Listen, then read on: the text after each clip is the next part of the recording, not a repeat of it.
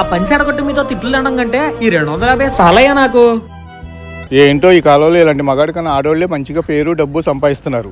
ఈ మగాడు మాత్రం ఇంకా డబ్బు సంపాదించడానికి అల్లాడుతూనే ఉన్నాడు.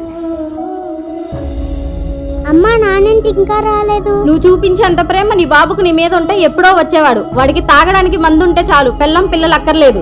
నాన్న ఈరోజు త్వరగా వస్తా అన్నాడు, ఇంకా రాలేదు. నేను తీసుకొస్తా.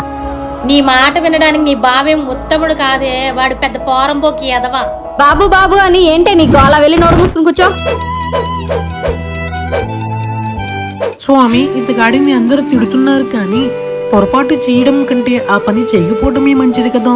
ఏ పని నాకు రాదని బానిసలా బతుకుతాడో, లేదా అదే పని నేర్చుకొని రాజులా బతుకుతాడో మనిషి తనకి తానే తెలుసుకోవాలి.